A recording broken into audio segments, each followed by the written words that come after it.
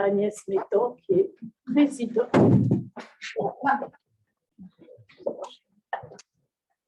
Vous entendez, présidente de l'EPFCR. Oui. Agnès, interroge Patrick pendant que je réponds.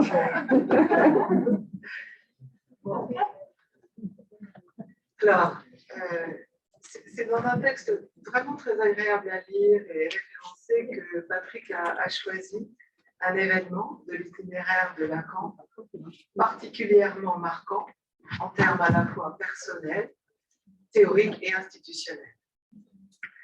Patrick nous ramène en effet à ce qui a été intitulé l'excommunication et à l'interruption qui s'avérera définitive du séminaire Les Noms du Père en novembre 1963.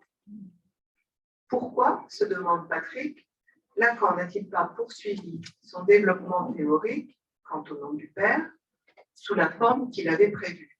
On a des témoignages que ce séminaire était déjà rédigé. Il commence par nous expliquer que Lacan interprète son exclusion de la liste des didacticiens comme ayant pour cause précisément le développement théorique qu'il s'apprêtait à déployer, en tant qu'avancée dérangeante, emportant un enjeu majeur quant à l'avenir de la psychanalyse. Il s'agissait en effet, selon Lacan, d'oser aller plus loin que Freud sur le mythe du père et d'évoquer, de questionner le désir de Freud. Ceci sans se découpler de lui, mais de façon sans aucun doute très subversive aux yeux de l'IPA, dont Lacan avait comparé le fonctionnement à celui d'une église. Patrick cite ensuite le chemin de la décision de Lacan sur la dimension temporaire ou définitive de l'arrêt du séminaire, puisqu'on a des mentions régulières à peu près tous les ans de Lacan sur ce point, et donc qui s'étale sur une dizaine d'années, entre novembre 1963 et l'arrivée du séminaire homophone, Les Noms du Père, qui signera l'arrêt définitif.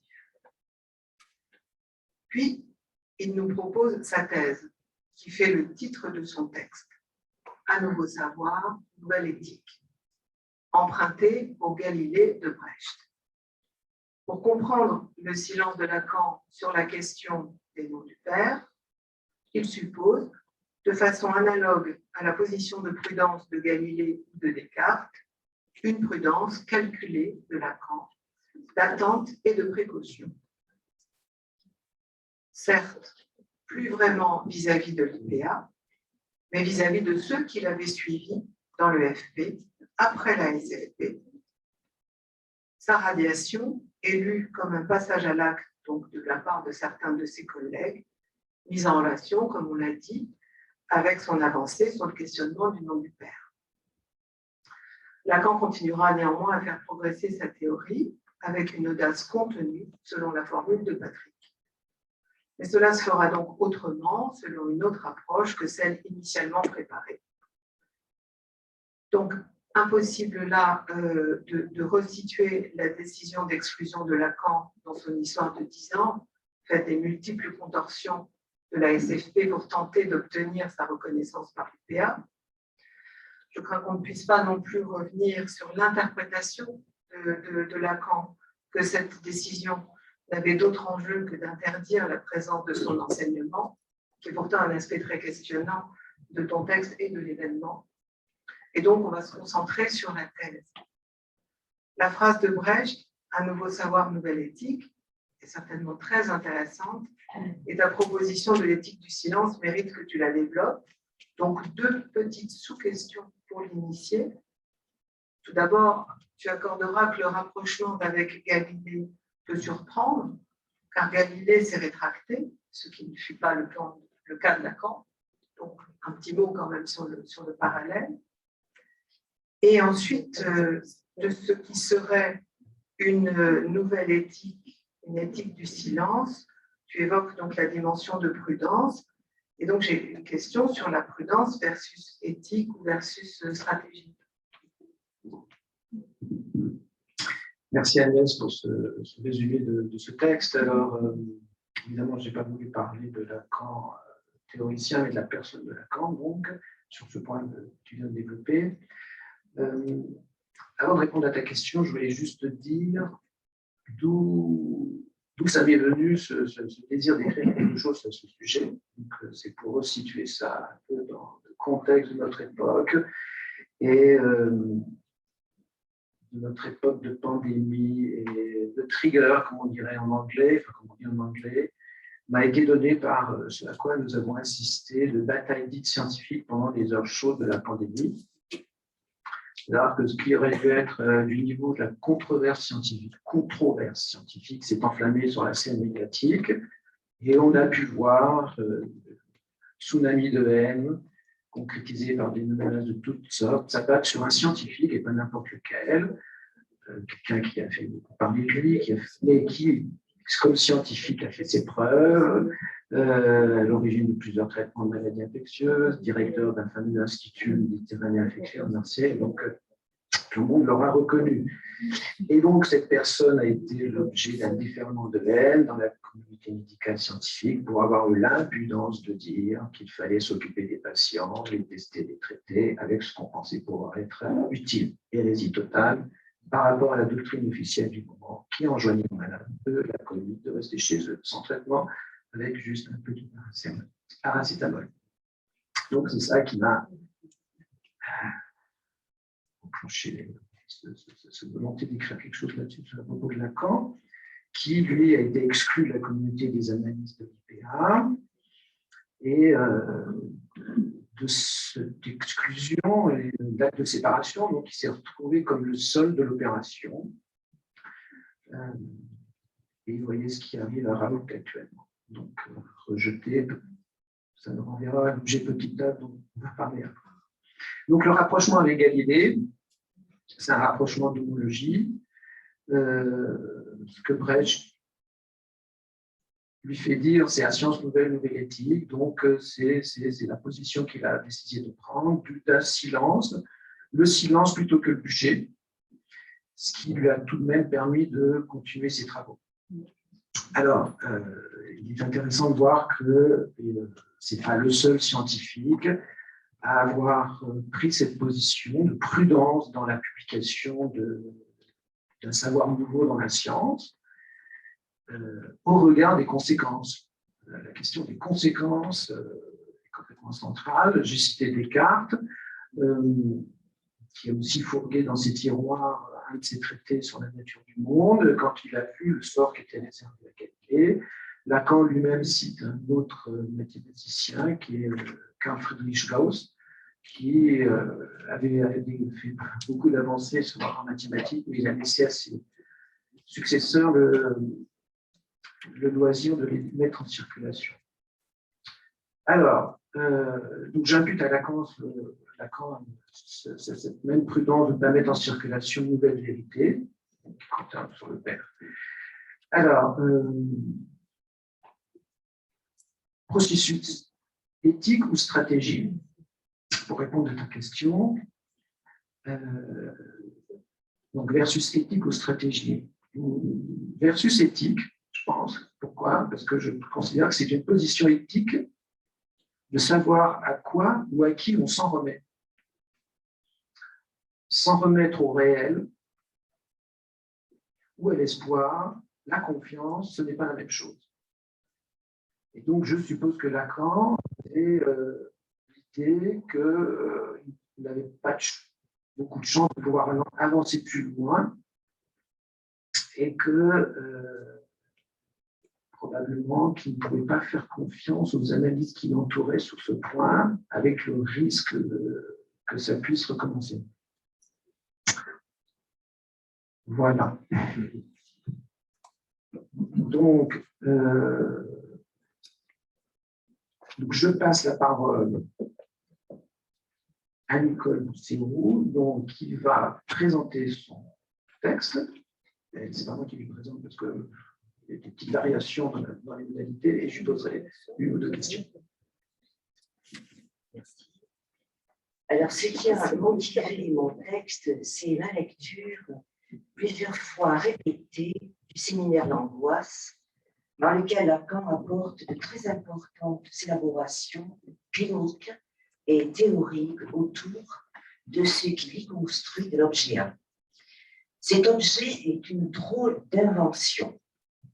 Il détermine la conception qu'on se fait de la psychanalyse et de l'acte du psychanalyste.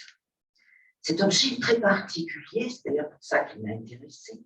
Il est partout. Il est dans l'analyse, dans la civilisation, dans le transfert, dans la vie amoureuse, dans les discours, dans la pulsion et bien sûr dans l'angoisse. C'est une présence ubiquitaire, insaisissable. Le plus paradoxal est que cet objet qui est partout est ce qui manque en tant que tel.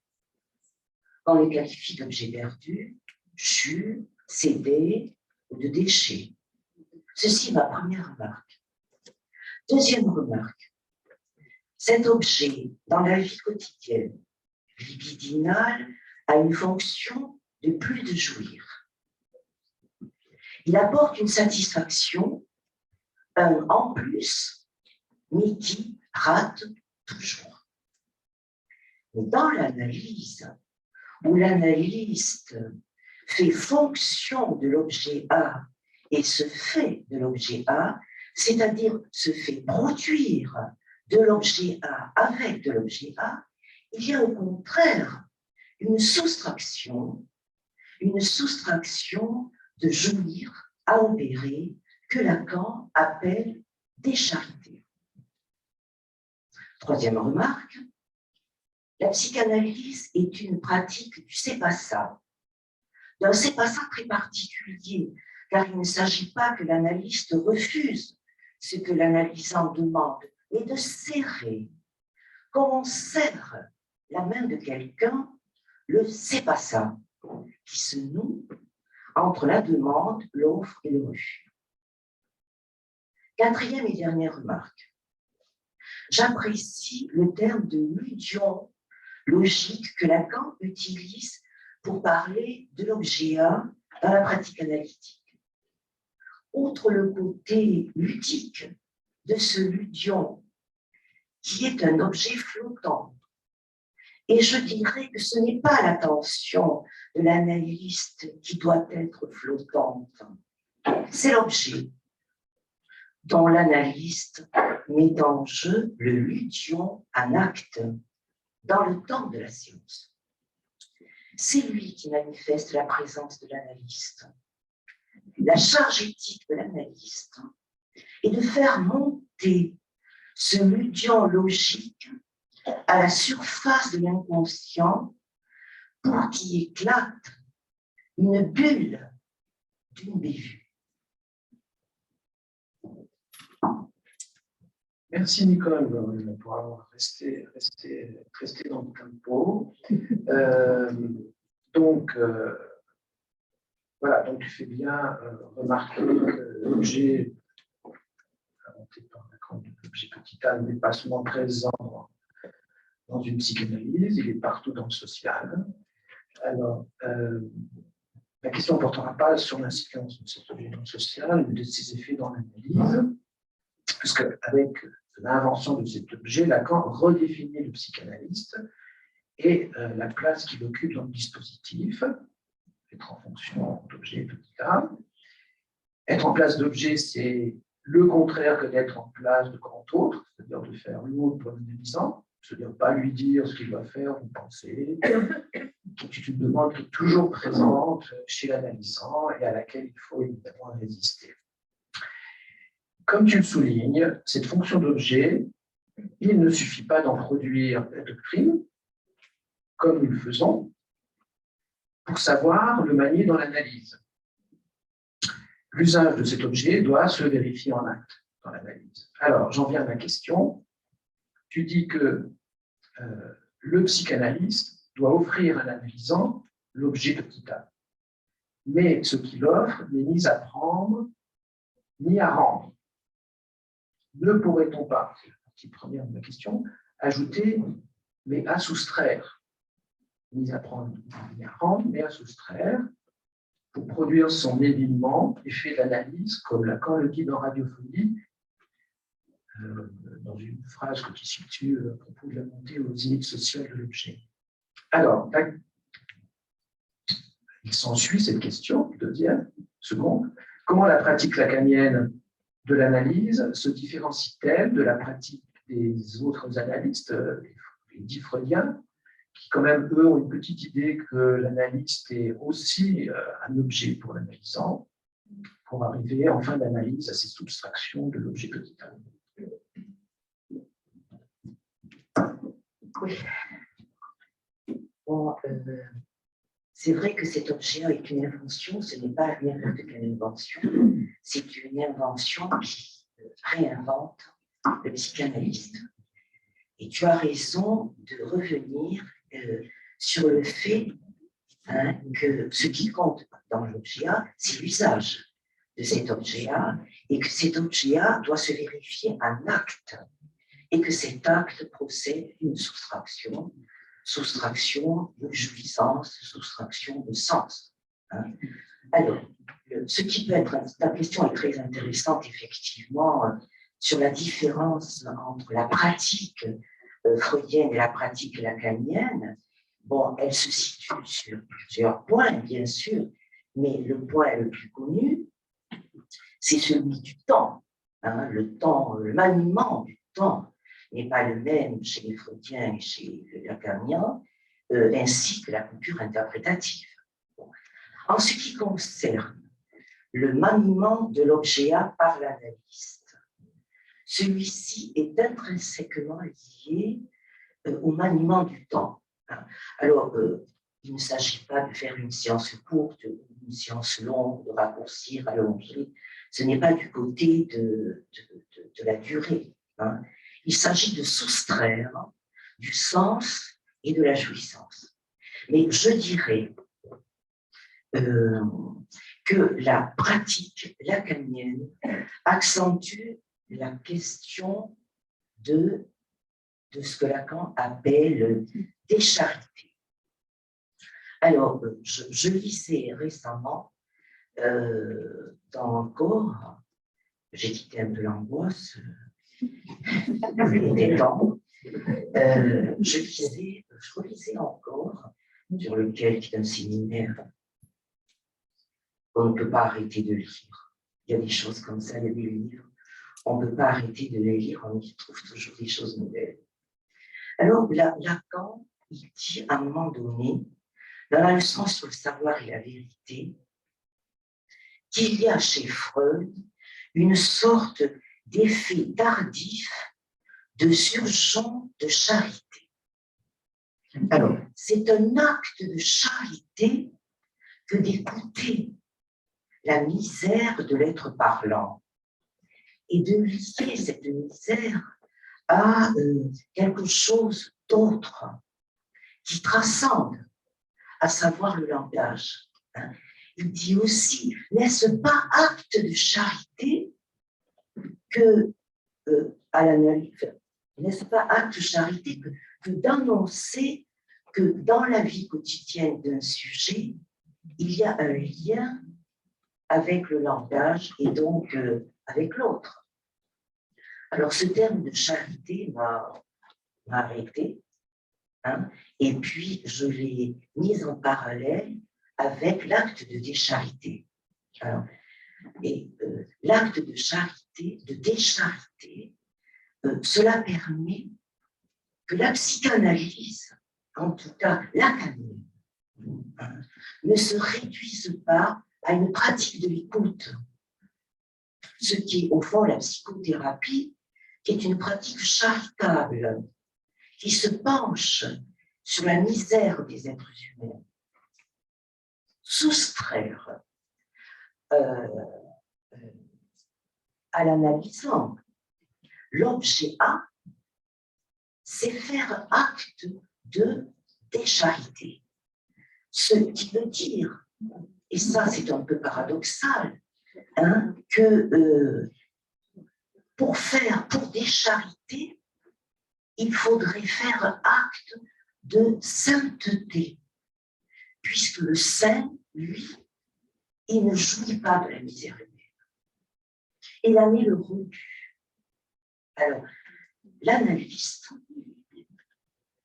en sainteté, c'est un terme un peu paradoxal. Hein? Lui aussi, quand il décharite, il ne jouit pas de son écoute.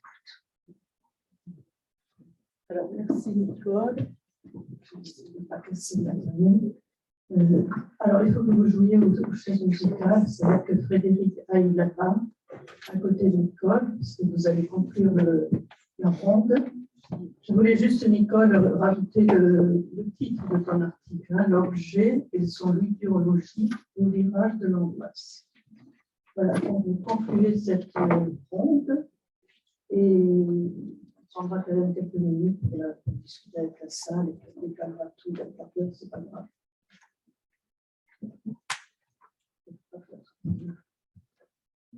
Allez-y.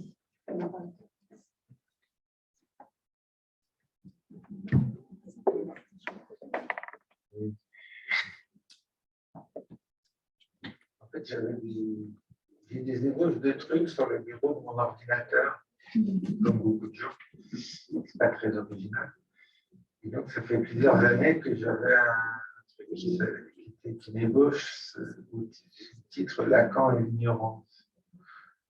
Parce que j'avais lu des collègues fait quelques réflexions sur cette question et donc j'ai sauté sur l'occasion de ce volume pour me dire bon, je vais essayer de rédiger ça.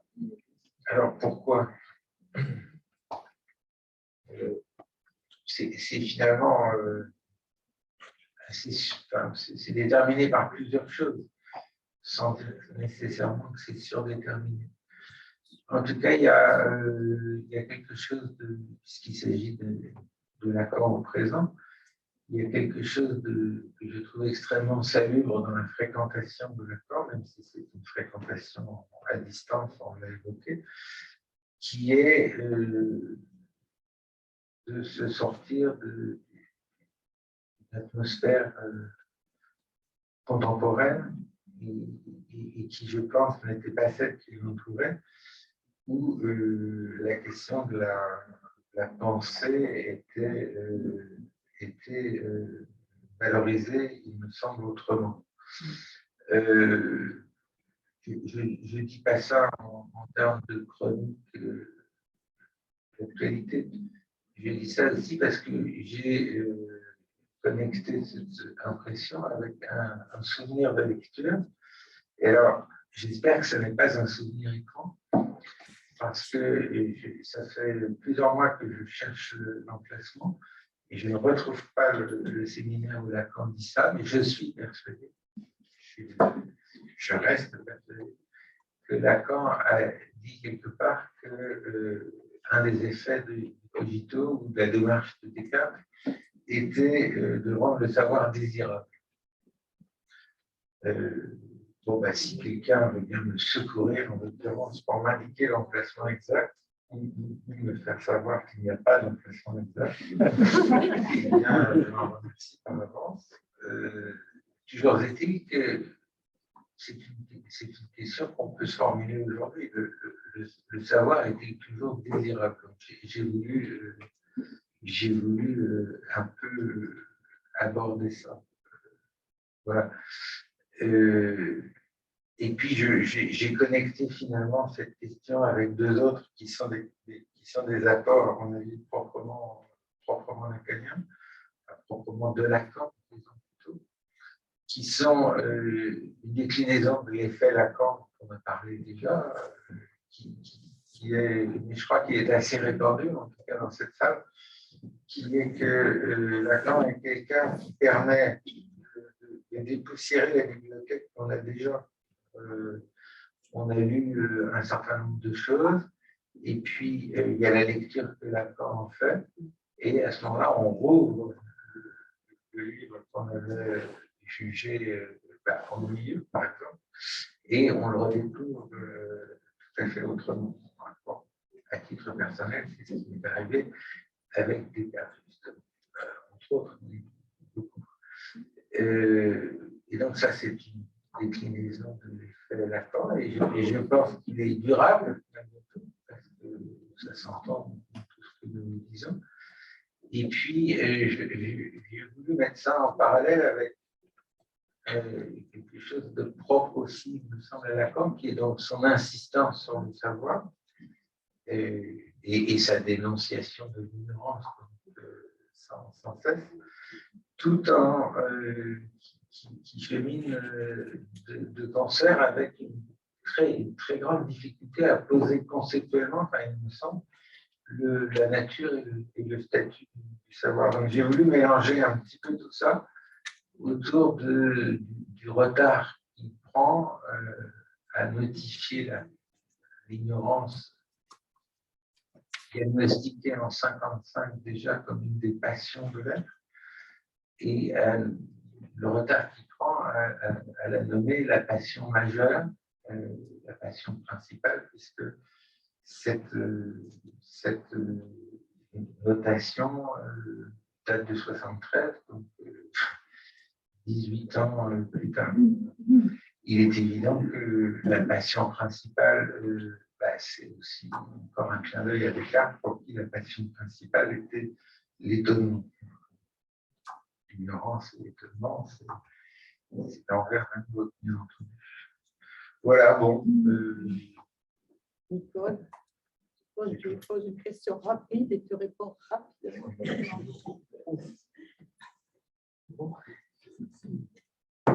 Je vais poser une question, non pas à partir de ce que tu viens de dire, à partir de ton texte que j'ai beaucoup apprécié. Tu nous rappelles donc que Lacan, en 1973, en arrive à dire qu'il reconnaît dans l'ignorance la passion majeure de l'être parlant. Elle se fonde dans le fait qu'il n'y a pas le moindre désir de savoir. Tu nous dis aussi que Lacan entretenait un rapport passionné avec le savoir. Alors, première question, est-ce que c'est contradictoire? Alors, tu nous dis aussi que Lacan, dans le savoir du psychanalyste, précise que l'ignorance n'est pas une absence de savoir, mais une façon de l'établir, c'est-à-dire de bien mesurer que l'on ne sait pas. Alors, ma question porte sur le rapport du sujet parlant à la jouissance, qui amène Lacan à dire, là encore, que l'inconscient, c'est que l'être qui, comme parlant, jouit, ne veut rien en savoir du tout. Que penses-tu de ce rapport entre l'inconscient jouissance et le ne rien savoir du tout? Lacan met-il l'accent ici sur une volonté d'ignorance inhérente à l'inconscient?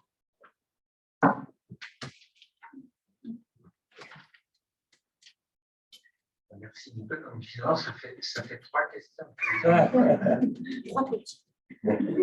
Alors, 3 phrases. Est-ce contradictoire? C'est une des grandes forces de Lacan, de supporter la contradiction et de la tenir, voire de la creuser avec un plaisir pas toujours dissimulé d'ailleurs. Mais je crois que c'est aussi une leçon, on pourrait presque dire épistémique sur ce point. Tenir la contradiction. Alors, l'ignorance comme façon d'établir le savoir, peut-être je n'aurais pas tout à fait la même lecture de cette phrase que tu as, mais je ne pense pas que nos lectures soient autre chose que contradictoires dans le bon sens du terme. À l'intérieur de mon petit texte, il y a une tentative de situer autrement, avec une sorte de topologie, de vague topologie, où se situe le savoir établi dans l'ignorance. L'ignorance, j'essaie de tracer une vague figure stylistico-typique sur l'ignorance, c'est dire que l'autre sait mais ne veut pas dire. On nous cache tout, on nous dit rien, comme disait Jacques Dutronc, avant de dire. Et puis troisième phrase, troisième question, jouissance, volonté. Oui. C'est dur le terme volonté à cet endroit-là. Ça mériterait pas des développements, je crois, mais en tout cas, peut-être je peux répondre avec une sorte de pirouette. Est-ce que cet objet-là, ce mot jouissance qu'on emploie beaucoup, est-ce qu'au fond, c'est pas un mot, enfin, est-ce que l'ignorance, c'est pas un mot de jouissance, tout simplement, et peut-être un nom différent de ce terme qu'on emploie tant, parce que finalement, l'ignorance, c'est pas c'est découpable, si je puis dire. En tout cas, c'est peut-être moins massif que ce terme de volonté et de jouissance. La volonté de jouissance, ça va loin.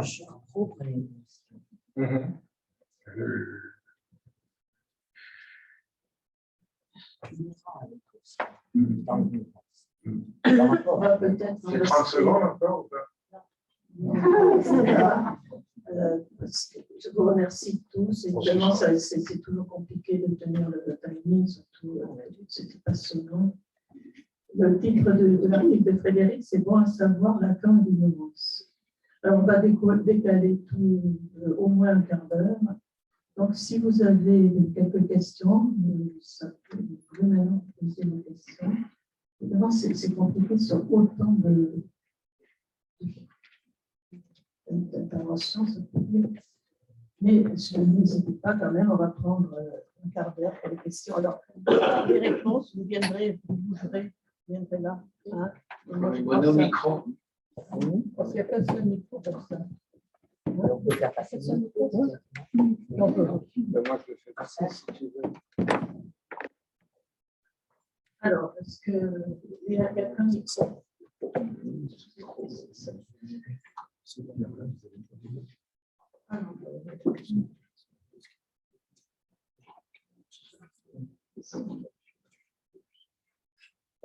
Est-ce que certains d'entre vous ont une petite question? Une petite.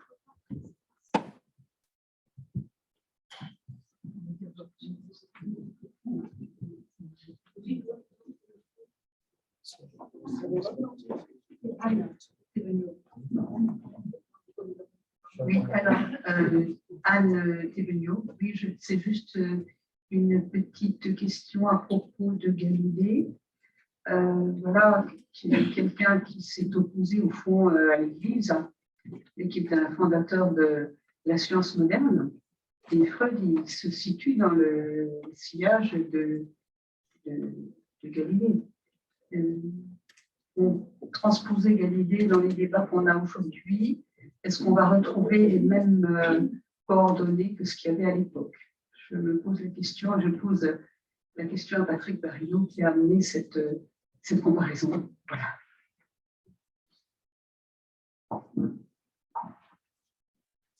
Encore déjà une question, peut-être? Ou tu veux répondre tout de suite, Patrick? Tu réponds tout de suite. Oui, non, il ne s'agit pas de reprendre les coordonnées. Enfin, il s'agit d'un rapport d'homologie. L'homologie, le point commun, le point de départ commun, c'est cette confrontation à un autre persécutif qui est prêt à vous faire payer très cher une nouvelle vérité. Donc, c'est la position de savants, certains, pas tous. Hein. Giordano Bruno, lui, il a fini au bûcher parce qu'il n'a pas voulu se rétracter. Et d'autres considèrent que, comme Lacan le dit, l'expression, c'est le mouvement n'est pas venu pour lever le sceau sur la question du Père. Donc, attendons de meilleurs moments. Mais la question, c'est de savoir quelles sont les coordonnées du moment propices à lever le sceau. C'est une question que je pose à la fin de mon article, je ne vais pas revenir dessus, mais voilà. Et l'avons-nous nous-mêmes, en tant que lacaniens, levé ou pas? Et comment?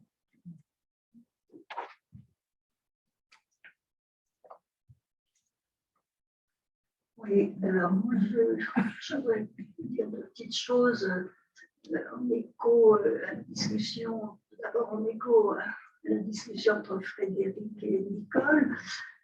Sur l'ignorance, je me demandais pourquoi, en tout cas dans ce que vous avez dit dans la discussion, vous n'avez pas fait plus grand cas de la distinction que Lacan fait entre la bonne et la mauvaise ignorance. Et donc, puisque la bonne, ce qui réfère à la docte ignorance, c'est un savoir. C'est le savoir que tout savoir est troué. Et donc, habité d'ignorance. C'est ça la docte ignorance. Tandis que la mauvaise, c'est le refus de se poser les questions du savoir, tout simplement.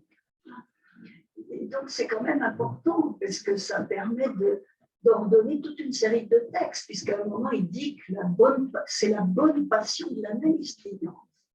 Et à d'autres moments, au contraire, bon, voilà. C'est ça ma question. Et sur Galilée, ce n'est pas une question, c'est plutôt une invitation à penser plus avant, après. Que dit-on de ce que Lacan dit de Galilée? Il ne savait pas qu'il travaillait pour le pape. Galilée, condamné par l'Église, mais selon Lacan, il travaillait pour le pape. C'est-à-dire, il travaillait pour la religion. Donc, qu'est-ce que ça veut dire, ça? Je suis toujours, je n'ai pas résolu cette question qui me trotte en tête depuis longtemps. Je passe la parole à Bruce, qui a demandé, et puis vous répondez ce que vous voulez. Après, il y a deux petites questions par Internet, et après on arrête. Pas par Zoom. Je voulais juste relever la question sur l'ignorance. Si vous vous souvenez au début du séminaire encore, Lacan dit que le public, ceux qui viennent à son séminaire, pensent que lui, Lacan, est à un autre point que en ce qui concerne le ne rien vouloir savoir. Ce qui semble indiquer qu'on peut arriver à un stade où l'ignorance ne joue pas le même rôle. Donc, étant anglophone de sens, ça m'est revenu à l'esprit une expression que vous connaissez peut-être, ignorance is bliss. C'est-à-dire que l'ignorance, c'est le plus grand plaisir au monde.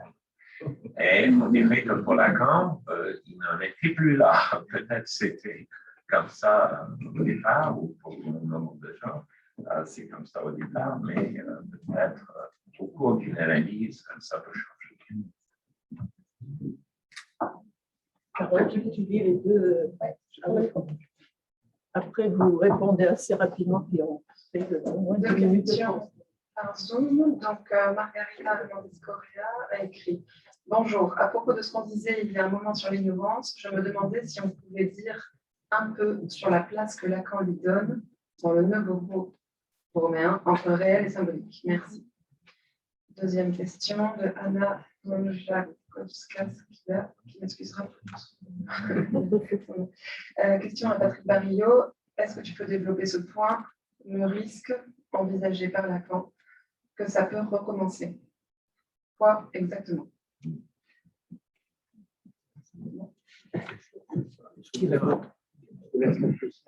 Ah, vas-y, réponds. Ça n'a jamais cessé. Oui, je ne dis En fait, c'est un peu à cause de Martine qui tient le temps d'une main de fer. Je n'ai pas eu le temps de parler de la bonne ignorance du tout, mais je voudrais quand même dire que quand Lacan en parle comme ça, non pas de manière éthique, non pas en posant une réflexion, mais on parle de façon fluide en passant, l'ignorance chez lui est quand même le plus souvent teintée d'une coloration de reproche. Bon. C'est d'ailleurs en relevant des occurrences de ce reproche que j'ai introduit j'ai commencé le texte de question. Voilà.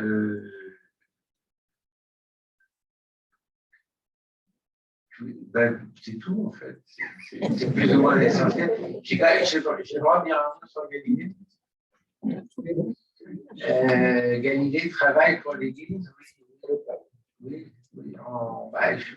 Est-ce que c'est pas tout simplement en se soumettant à cet interdit? Dans sa recherche. Dans sa recherche elle-même. Mais ça, c'est des. Oui. Mais c'est peut-être un aperçu de l'accord sur l'alliance objective entre science et religion dont on voit des échos beaucoup aujourd'hui. Peut-être pas avec la religion catholique. En fait, Moi, je pense qu'il y a matière pour un deuxième livre. oui.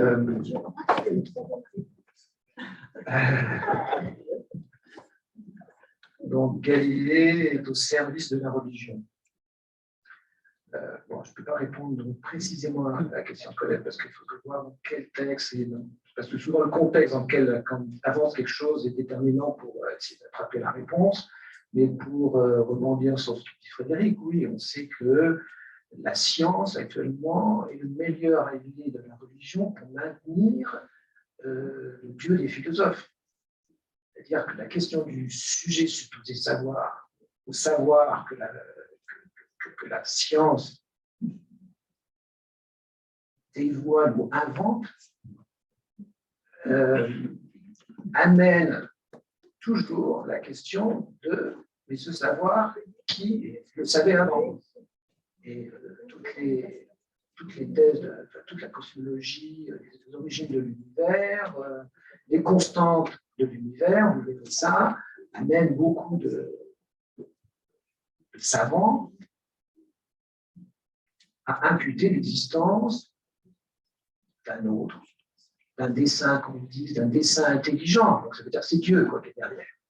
Alors ils ne le disent pas parce qu'ils ne peuvent pas le dire, mais il y a derrière la marche de l'univers, le fonctionnement de l'univers qui tient à des décimales de constantes tellement fines, ça s'appelle le fine-tuning, qui fait qu'on n'arrive pas à concevoir que ça puisse être que le fruit du hasard et que derrière, il y a quelque chose qui a décidé que ça serait comme ça. C'est peut-être pour ça que effectivement, le savoir de la science est le meilleur allié de la religion. Pour répondre à l'autre question, Lacan quand même a été exclu, liquidé par une partie de ses analysants, les analystes de la SFP. Il s'est retrouvé quand même en dehors de la communauté des analystes de l'international.